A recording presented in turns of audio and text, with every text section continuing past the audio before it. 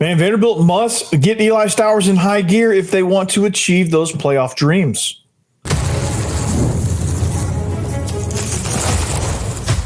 You are Locked On Vandy, your daily podcast on the Vanderbilt Commodores, part of the Locked On Podcast Network, your team every day. What's up, everybody? Happy Thursday. Welcome into the Locked On Vandy podcast on the Locked On Podcast Network. I'm your host, Corey Burton. Thanks for making us part of your day. Thanks for making us your first listen. We're free and available wherever you get your podcasts and on YouTube as a part of the Locked On Podcast Network, your team every single day. This episode is brought to you by FanDuel. Today's episode, like I said, is brought to you by FanDuel. Right now, new customers can bet just $5, and if your bet wins, you'll get $300 in bonus bets to use across the app. So download the app today. So the bye week continues to roll on. We've got a lot to talk about. Vanderbilt got a new commit, and Antione Baker. They call him Sticks. He's from Austin, Texas. We're going to talk about him a little bit. We're going to break his commitment down. Another piece to the defensive backfield for Clark Lea. But first, I want to start this thing off. We're going to look ahead to LSU. We're going to kind of break this thing down a little bit. We're going to go ahead and start discussing what needs to happen on Vanderbilt's side in order to have some success against LSU. We're going to break it down offense and defense and what exactly needs to happen. And then next week we'll start really kind of honing in on like what LSU really does well right now based on their game versus South Carolina. And we'll kind of start breaking that opponent down. We'll try to get with Matt Moscona of Locked On LSU for a crossover. And then we're going to go from there. So let's start with the offense. Let's start with the offense. Cause I think, this offense and really the team in general, honestly, like coming off the Alabama game, it seemed more dire than it actually is. I think there's a sense of it's not as, when you look at a game, when you go back and look at a game, it's never as bad as you think it is. It's never as good as you think it is. It's always right there somewhere in the middle. And a lot of what plagued Vanderbilt against Alabama it's just fixable mistakes. You had some dumb penalties late, which I think those were frustration penalties, a lot of them. You pressed a little bit, which I think Diego Pavia pressed late in the game. I think he was trying to make too much happen in the second half and just try to put too much on his own shoulders. And he just didn't. And I think play calling was a little bit like that, where they're just like, hey, we got to get it all back. Like we got to really start airing the ball out. Cedric Alexander had 4 carries. I don't know if he got banged up. That would be plausible for him to only get 4 carries. Diego Pavia had 12 carries. Like I think getting Cedric Alexander more involved in the game would have been great. But like the fumble, that's ball security issues. The drops, that's just lack of concentration. You can get plenty of catches throughout this bye week. Working on separation, working on some things. And just really kind of focusing and pushing through those mental mistakes because it's there. And I think the depth pieces got a lot of quality work. I think those guys realize, they still got a decent ways to go there. I think the offensive line played great for the most part. I think the run game, at least early, was great, but I think the flow of the game kind of dictated. They just didn't have as much success as the game went on. But again, they weren't doing anything in the pass game to really kind of combat that. And so when that's not going, it's kind of hard. So it's kind of difficult. But again, I think a lot of these issues can be fixed. And I think a lot of these issues you can get back because LSU, as good and as talented as they are, they spent $18 million in the portal. They got talent everywhere. But I had Mike Huseman on last episode, and we talked about there are things with this LSU team that, okay, if Vanderbilt can find a way to exploit and take advantage of those weaknesses, they have a chance. Now, for the offense, it's going to be a whole lot more difficult because LSU's defense is incredible. One of the one of the top defenses in the league. You look nationwide, they might even be one of the best defenses in the country. Like, they are athletic, they're physical, they're fast. They do everything minimum solid to great to elite. Like, they're a really good, talented defense. That's going to be a tough defense to score against. I'll be honest with you, but there's ways. There are ways, and Vanderbilt's offense if they stick to their identity, they have a way of doing that. But what it's going to start with is this. Here's the keys to success against LSU from an offensive perspective. All right, Diego Pavia must stay within himself, separate from the distractions, take care of the ball, and just play his game. I mean, what makes Diego Pavia so special is he's a playmaker. He's a distributor. He's the catalyst of this offense. He's the one that gets everybody up. When he's off, the whole unit is off. And I think as the game wore on, he kept trying to just press and press and press because he wanted to stick it to the student section. He wanted to, he got hit really hard, and I'm sure people were jawing and saying stuff to him. I mean, Lord knows some of the comments that's been in these videos of mine, I can only imagine what's being said to him directly in the stadium and on the field. That sent him into a blender, and, he's supposed to be above that. But again, I think if he can stay within himself, he's the one that galvanizes this group. If he can play his game as a creator, as a facilitator, getting people involved, really honing in on doing what he did best, and that is being the leader of this offense. I think he needs to get back to that. I think his head got a little too big. He got a little bit too much celebrity status with Theo Vaughn, Johnny Manziel. I think he needs to separate from that stuff a little bit because it's in his head, right? It's causing him to get beyond who he truly is. And that's something that I think if he can get there and if he can get back there, this team will be okay. And they'll have a chance to make a run. I don't know where it starts or how it starts with LSU. That's not an easy one to try to get back on track with. But again, I think if he plays his game, they have a chance. If he plays his game, they can move the ball. If they can control the ball, they have a chance. And LSU, just an overall mentality is they're scuffling a little bit, right? And they're coming off a bye week. And previously, kind of a butt kicking. I don't know how you would classify that with that rivalry with Ole Miss.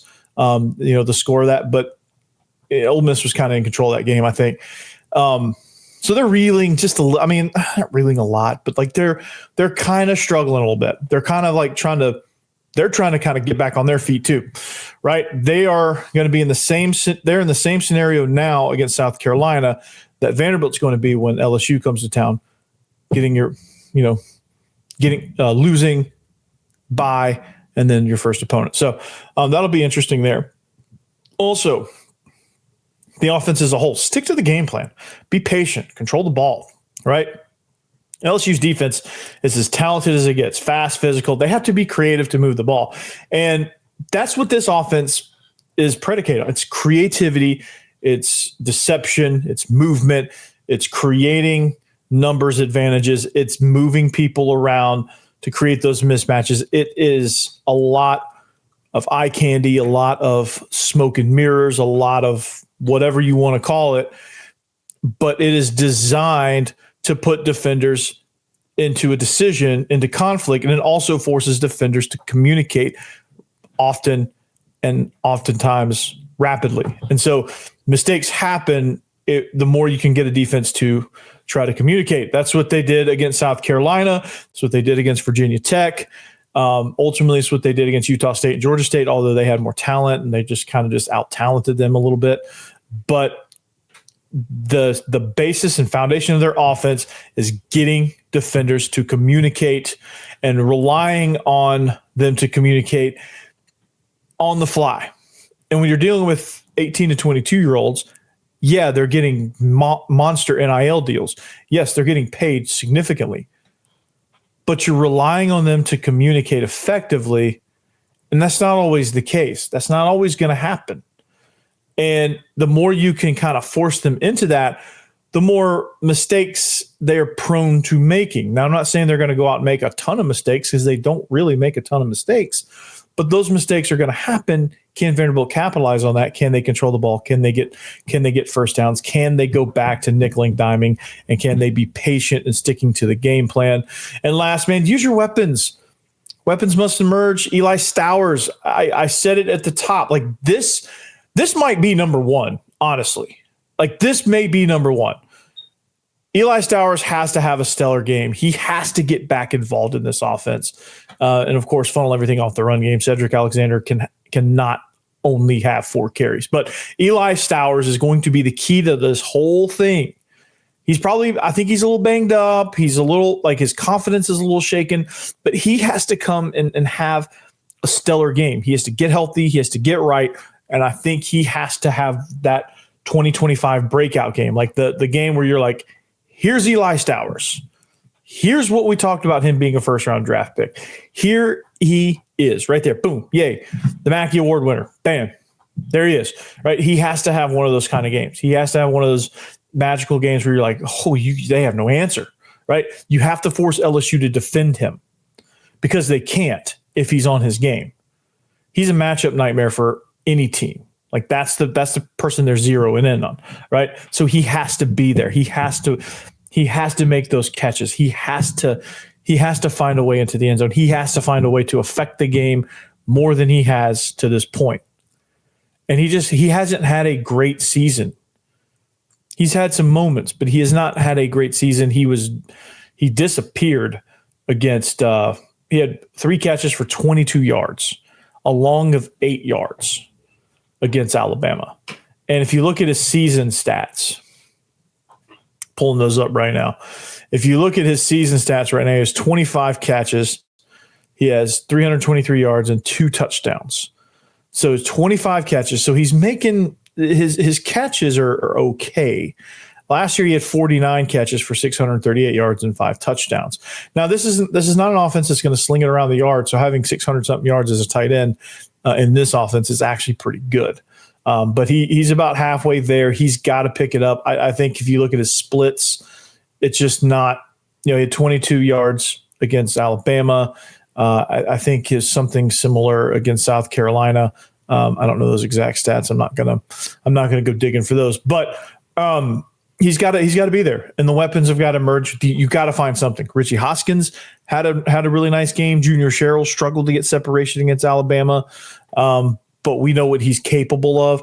They just got to go out there and execute, and if they can execute against this defense, they're going to be good. So what does LSU's offense look like? Garrett Nussmeier's a little banged up right now. What does that mean? How does that play moving forward with LSU, and how does this defense plan for that? We'll talk about that all next. First, I want to talk about SupplyHouse. When the opening whistle blows on a new repair, get your crew moving forward with SupplyHouse. Order today and see parts on your doorstep tomorrow. Over 280,000 plumbing, HVAC, and electrical items from the most trusted brands in the business. Their real-time inventory and honest lead times keep you from punting projects, while their industry-leading customer service always has your blind side covered. You need parts fast for a project? SupplyHouse has next-day delivery. Talk about a game changer. The part finder tools and 3D schematics can save you hours on jobs where every detail matters. Their Trademaster perks like priority shipping, dedicated support, make the whole process just smoother. So join the free Trademaster program today and score serious perks like priority shipping, lower prices, a dedicated support line. Visit supplyhouse.com to sign up for free and use promo code SHCollege5 for 5% off your first order. That's supplyhouse.com. Real people and real service. Man, this is my favorite. I always love FanDuel, man. The NFL season, man, it's crazy. College football is crazy, and FanDuel has an offer you don't want to miss because of that. Right now, new customers can bet just $5 and get $300 in bonus bets if you win. That's right. Pick a bet, put down $5, and if it hits, you'll unlock $300 in bonus bets to use across the app. Now, I have a great idea. I know how I can get the Titans to win. I just go in and bet live and take whatever the plus side is. When I took the Titans at plus 15.5. Like, at the beginning of the fourth quarter against Arizona. Guess what? Cash that one, right? It makes watching football just more exciting, especially when you have a matchup that you would consider boring. Like I wouldn't just on a whim. Now it turned out to be an exciting game, and I was watching the Red Zone channel, but I wouldn't just on a whim just watch Seattle versus Tampa. But you throw a little money on it. You throw a prop on like Emmanuel Abuka or Baker Mayfield. Makes it interesting. So if you're a casual fan, you love diving into the stats, FanDuel makes game day experience so much better. So what are you waiting for? Visit FanDuel.com, download the FanDuel app, and get started today.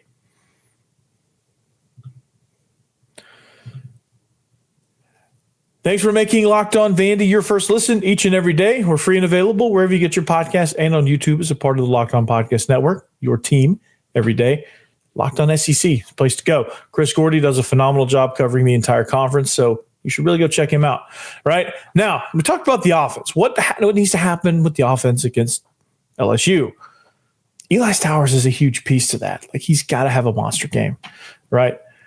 What about the defense? The defense, they were up and down against Alabama. It was weird because, like, for all the good plays they made, the 4 sacks, some of the hurries, they were able to flush Ty Simpson, and they weren't able to get him down, but they were able to flush him and make plays. But, man, like, this defense they're pretty good in times. But when they play cover 2, it's a nightmare when they try to play cover 2 because the corners and the safeties it just didn't seem like they were on the same page at all on that. So we'll talk about communication in the secondary here in a little bit. But the keys to success against LSU from a defensive perspective. And I got a graphic here with Miles Capers on here for all you people on the audio side of it. Now, what you need to do is this. Get LSU one-dimensional. Go ahead, prevent them from having any success running the ball. Now, that seems counterintuitive because you're like, wait, you want Garrett Nussmeier to run the show? If he's running the show and they have no threat of a run game, it's easier to defend. I'm not saying easy, I'm saying easier, right? And LSU struggles to run the ball. They're last in the conference in running the ball. Like, they just don't have a run game whatsoever. They don't really have an identity on offense. This is where they struggle. Like, you would think, okay, well, LSU has been playing offensive football really good under Brian Kelly this year, and really bad defensive football under Brian Kelly. This year it's flipped. This year they're playing extremely stellar defensively. They're playing it's kind of all over the place offensively. Some of that is Garrett Nussmeier being injured, and some of that is just they don't really have much of a run game. So if you can get them one-dimensional, that is the way to go.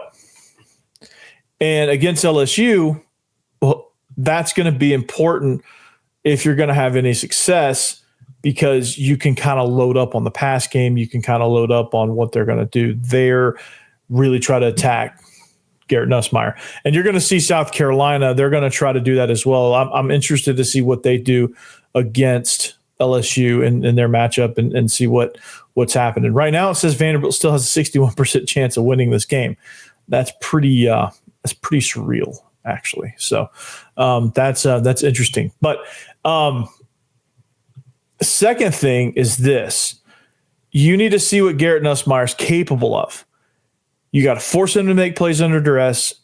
You need to test him in off-platform throws, force him to throw on the run. You really need to test that oblique, right? Because that's been the thing that's ailing him. You have to test that oblique. You have to make him, put him on the move. Now, I'm going to use an example because ESPN is all over this. But the Red Sox, in that year, they beat the Yankees 4-1, or they were down 3-0 and they won in 7 games. You know, that whole thing, and they've made millions. It feels like millions of documentaries about that. One of the things that stunned me about, and I'm going to stay with me on this analogy, but when Curt Schilling pitched in Game 6, it was cold. He had just had major surgery on his ankle, and it confused me that the Yankees didn't try to make Curt Schilling field his position. Like, I was surprised they didn't bunt. I was surprised they didn't try to make him move off his spot and force him to play on that leg because he couldn't move. and they could have bunted all freaking day. Now, the Red Sox, I think, would have made some adjustments, but it's one of those scenarios here with Garrett Nussmeier. Like, you got to see what he can do from a passing perspective. You got to see just how good that oblique is, right? You've got to get pressure, and if you can make him one-dimensional, you have a chance to be able to succeed at that. If they have any success running the ball, Nussmeier has a better chance of standing in the pocket and throwing from a more comfortable position, which is not going to bode well because they're pretty explosive in the passing game. They've got some great weapons that they can use. They're just not going to be able to use them otherwise. Now, rushing statistics, LSU is 15th in the conference. So I misspoke there just a little bit there. LSU is 5th in the conference in defending the run, which doesn't necessarily bode well for LSU. Passing game, LSU is 7th in the conference, 10th in defending it. So they're obviously better at passing than they are there. But scoring offense, they're 13th, so they're not scoring a ton of points. They are 3rd in the conference in scoring defense, averaging 12.2 per game. So those are some stats that just really kind of jump out at me with LSU. Now, the last thing defensively, communicate in the secondary. Make sure the coverage is tight. Make them earn it, right? So you like the whole thing with Alabama, like they were just able to hit hole shot after hole shot after hole shot. I'm surprised they didn't get out of cover 2 more frequently. I'm surprised they didn't scrap cover 2 altogether. I think they try to run some semblance of Tampa, where they run the Mike Backer right up Broadway, so that the safeties can play more heavy in towards the sideline on their deep half. But there just didn't seem to be a whole lot of communication. And I think the corners sometimes they let their guys go a little bit because they didn't have anything immediately threatening their zone. If you don't have anything immediately threatening your zone, you can carry that receiver a little further, granted that you are able to, if there's a catch in front of you, you have to be able to come off and rally to that and make a tackle in space, right? That's kind of the gist of it. It's not, I don't think they were playing a hard 2 where those guys are, because they weren't pressing very hard. If they're playing a hard 2, those guys, they're trying to choke them out at the line of scrimmage, which maybe they should have done more of that to allow the safety to kind of figure out what the heck's going on. So it's just communicating. It's just understanding like, hey, my safety, the safeties didn't feel like they understood like where the really bad soft spots are in cover 2. I think they were worried about getting split, honestly. And I think if you're worried about getting split, like quarters is a good coverage. 3 is a good coverage. A combo like a cover 6 is probably good, where you go 2 to the boundary, quarters to the field. Cover 1 robber, 3 cloud, like a bunch of these different coverages where you're moving guys around. I think you have to change the picture on guys like Nussmeier, on guys like Simpson, talented quarterbacks like that. So it's gonna take a lot of coordination. It's gonna take a lot of communication. And there's I think sometimes the lack of experience shows, and that's when they have those coverage busts. But when they get it right, man, it's good. When they don't get it right, it's wide open. Like there is no in between with this group, which is frustrating. But it is what it is. But those are the things that I see right now. Now we'll get a better picture of LSU coming off the bye against South Carolina and kind of where they're at. This was a barn burner last year. South Carolina will play them tough. We'll see how they deal with Lenore Sellers. We'll see how they attack South Carolina's defense. And it'll be kind of interesting moving forward, just kind of how Nussmeier is able to move around coming off a bye week. And that'll be interesting. So Vanderbilt got to commit. I think he visited 2 weeks ago, and from Austin, Texas, from Longhorn Country. But we'll talk about that. We'll break him down next. Mazda. Yeah, Mazda crafts cars for those who do more than simply move. Mazda delivers confidence with every ride with more IIHS top safety pick awards than anyone else. From footwork to breathwork, athletes sweat all the details. Mazda brings this same intention on how we craft every model. You can feel Japanese craftsmanship in every detail, from metallic accents all the way down to the available Nappa leather upholstery. You can make everyday drives feel like anything but. From smooth handling to intuitive controls, all of that. And with all-wheel drive standard in every crossover SUV, you can drive with confidence through almost any season. So like our players, we sweat every detail, because when you make every move count, impossible becomes irrelevant. Mazda, move and be moved. All right. One of the tools that helps make a huge difference for business owners is Quo, formerly Open Phone. It's the same great business phone system that you heard me talk about before, just with a new name. And here's why it matters. Every missed call is money left on the table. I hate it. You probably hate it too. When every customer conversation counts, you need a phone system that keeps you connected 24/7. Quo is the number one business phone system that streamlines other customer communications. It works right through an app on your phone or computer, so no more carrying two phones and relying on a landline. No more, whoop, hey, hold on, boop, hold on, boop, hold on, right? I love Quo. It's, what's used to be Open Phone. It lets your team share one number, collaborate on calls and texts, like a shared inbox, so no customer gets left hanging. So like, hey, Johnson, I'm going to be out of town. Can you take this customer? Sure. Okay. Yeah. So they have a built-in AI agent that's a game changer. So like, after hours, you can get some, nobody's just left hanging. You can capture leads. It keeps the business moving even when you're off the clock. So whether you're a solo operator, juggling everything, or part of a larger team, Quo makes it easy to stay responsive and professional. You see why over 90,000 businesses trust Quo, formerly Open Phone. To get started free and get 20% off your first 6 months at quo.com/lockedoncollege. That's QUO.com/lockedoncollege. And if you've got existing numbers with another service, Quo will port them over at no extra charge. Quo, no missed calls, no missed customers.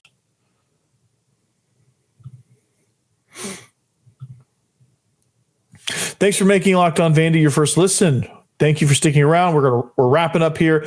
Got a big commit just recently, and Antione Baker. And you got to love this. LBJ High School, Austin, Texas. Here's the skinny on him, right? And I'm going to enjoy this one. This is a 2026 commit, another DB, versatile DB. He has big playability, his versatility to the defensive backfield. He can play either or. He has a knack for making big plays. He's a player. He's a dude. He's an athlete. You just stick him in there. Like, you don't really classify him. You're just like, all right, Sticks. This is his nickname. Hey, Sticks. Hey, we need you to play free safety. We're going to go cover one. We need you to go rob. Okay. Hey, Sticks. This guy's killing us. Go guard him. Okay. Hey, Sticks. Go back deep. Receive this punt. Okay. Hey, Sticks. Here's the offensive play. We're going to throw it to you. Okay. So, like, that's kind of what he is. He's just a weapon. That's what he is. So far this season, he's collected 30 tackles, 1 pick, 1 forced fumble. Don't imagine they're throwing at him too much. So, he's a 3-sport athlete, plays basketball, runs track as well. Those are the other 2 sports. He does the 400, long jump, and triple jump. So what does that mean when you're 400? You have sprint endurance and you're springy. And as a defensive back, you love the adjective springy because he's a long jumper. He has explosive capabilities in his hip. He jumps out. So when he makes a tackle, he's going to run through you. When he's going to make an interception, if he's in phase, he can jump high and long. The triple jump says he has a lot of coordination, a lot of foot coordination. And when you're transitioning over, when you're trying to play safety or you're playing corner, you're trying to flip your hips in man coverage and then shut down and change direction real fast on a comeback route, like, you can do that. Being a triple jumper takes a lot of foot coordination and a lot of just stop, explode, bam, you're into the pit, right? So that, and basketball is a lot of change of direction. Basketball is a lot of coordination. Basketball is a lot of like, just endurance and things like that. So, I mean, the fact that he plays 3 sports, I think is phenomenal. I love the multi-sport athlete guys. Those guys are usually the more successful guys, I think, because there's different skills in those other sports. And I absolutely love that. And it makes sure that you see, and I don't care about stats. Like, people are going to freak out. He only has 1 interception. We're getting a guy that only has 1 interception. I don't care about the stats. You watch him play, he'll fit in just fine, right? I think people make too much about stats. The kids at my high school make too much about stats. They're, man, I only got like 3 catches. But when they see you run, when they see you jump, when they see you catch, when they see you move, like, that's all that matters. If your grades are good, which I don't know about his grades, but if your grades are good and they see you move and they don't care about stats. They don't care about any of that. They really don't. And this guy has a lot of the ability. And I'm excited about him. I think, you add him with Colin Flanagan, you add him in, and I think they still might even take another. And if they get James Henderson, you might see him play a little safety. You might see him play a little free safety, kind of like what Dante Carter's doing. But it's going to be great watching him come in. But Caden Harris, flipping to Georgia, that wasn't great. So I think this will be a good kind of replacement there. And this guy will be a playmaker. Like I said, a jumper. I'm surprised he didn't do the high jump, but I guess a school that big, I guess they have a big track team. So anyway, that's it right there. Sticks Baker. Man, that's a fun name to say too. Like, I can imagine doing these breakdowns like, hey, against Mississippi State, like Sticks needs to cut, the matchup with, I don't know their players yet. The matchup with Cam Coleman, we'll talk about Auburn. The matchup with Cam Coleman and Sticks Baker really stands out to me, right? I can't wait to make that evaluation. That's going to be fun. So welcome to West End, Antoine Baker, better known as Sticks. So with that, I'm going to stick right on out of here. Thank you for listening. Thank you for watching. Make sure you like, subscribe, follow on social media at Locked On Vandy, and we'll talk to you next time here, Locked On Vandy podcast. Anchor down.